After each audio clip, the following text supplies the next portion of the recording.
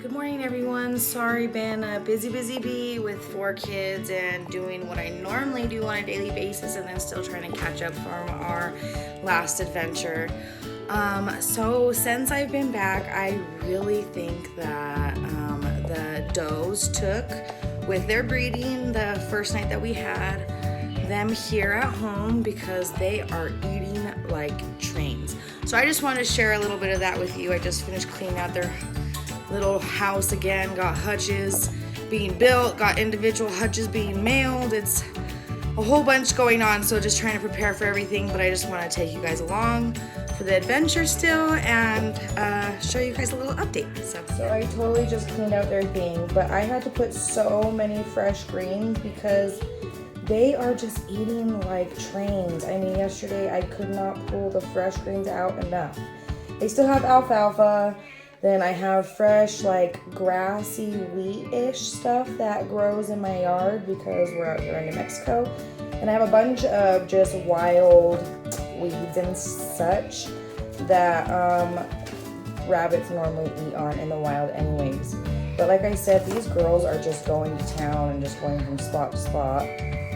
Black Lightning is over here just hanging out in the food bowl, so I gotta definitely get them the hanging hay feeders once their hutches are here, and then we're thinking about making the bigger one into a community-ish thing, and then something for my bucks, because the girls are definitely going to need something individual because they're going to be having babies and they're going to be territorial and protective, and I don't want anything happening on accident. So thank God they all get along. They're very gentle and friendly with each other, so we haven't had any issues. And I think because Black Lightning is still a young buck, I haven't had any issues with them, so we're just trying to get everything handled now that we're back in order.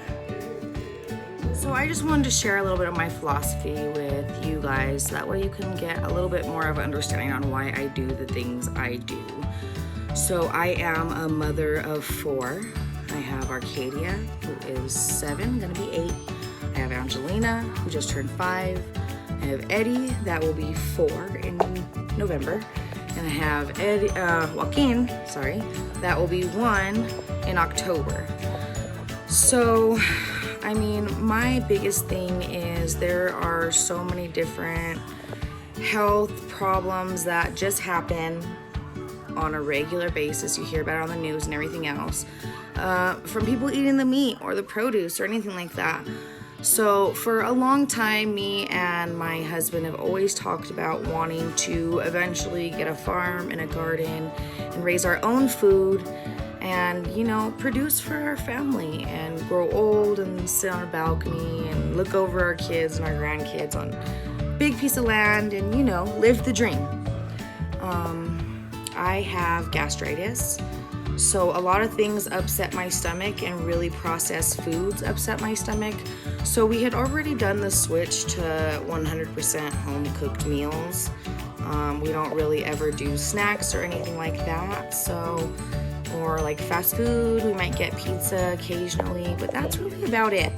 So we had already started kind of doing the switch, and I kind of started doing things playful, and then I started investing in property.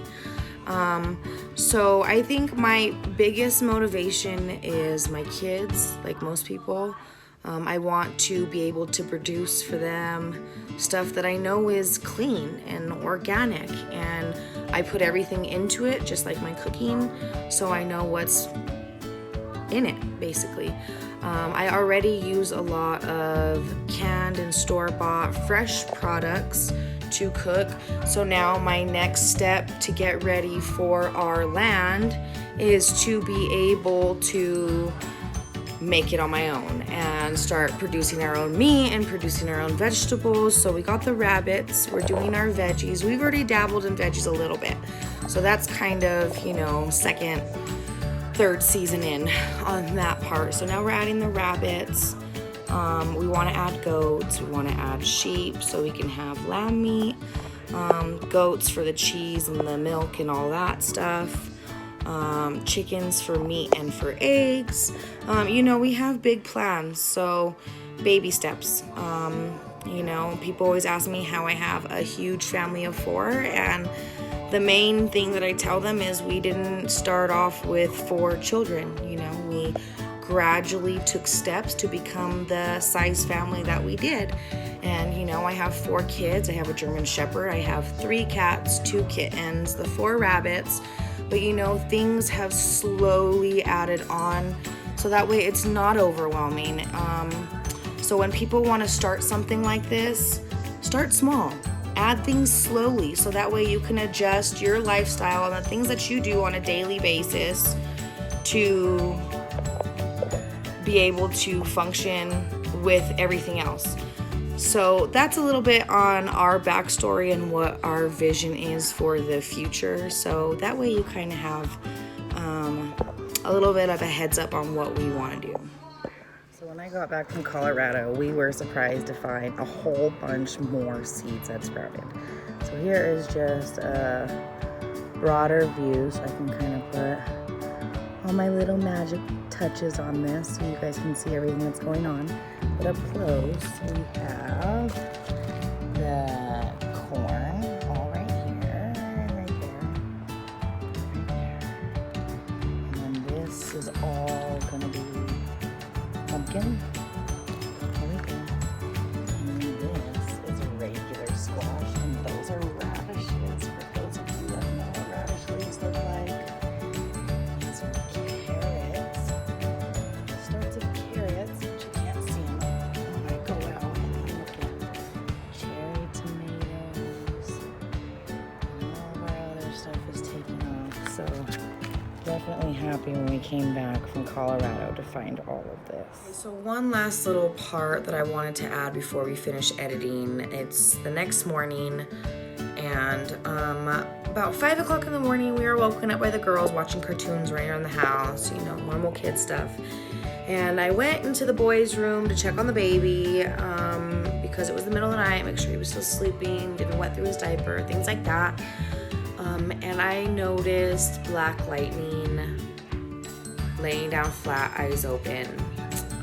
It was so early in the middle of the night that I didn't involve the kids, but we did have to discard him. He was already stiff from the rigor mortis and everything, so there wasn't really much we could do at that point. Thank God Pepper, Bamboo, and Georgie are still really healthy. Black Lightning was more on the smaller side when I was looking back at the videos and just remembering, and he was always kind of real to himself. So I don't know if he was sick from before, from the previous breeder, but you know, I always make sure they have water and food and everything that they need. So we're thinking that it might have had something to do with maybe genetics, or he was sick or something, or possibly, I mean, worst case scenario, the kids fed them something. And I'm really hoping that that's not the case, because I don't really let them feed the rabbits. So we're just gonna continue on from here, but both of our girls are still perfectly fine. Georgie's fine. Cleaning out the cage now. I got rid of Black Lightning right away so he didn't get the other ones sick, just in case there was something like that going on. But because you guys know about Black Lightning, I just wanted to keep you guys informed on what's going on with the whole situation. So I just figured I'd let you guys see the rest of them this morning. I am still tidying up, so I kind of started clearing everything out already. But here are the guys. Like I said, here's Bamboo, Pepper, and Georgie, all just fine. I'm going to the feed store today to go grab some more stuff.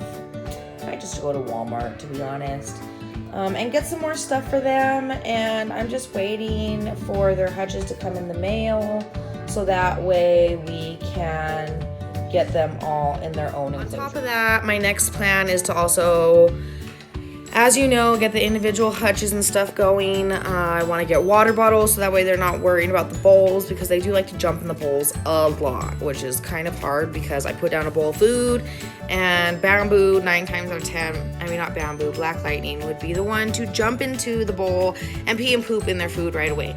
So I think, like I said, there was something just a little off about him since we first got him.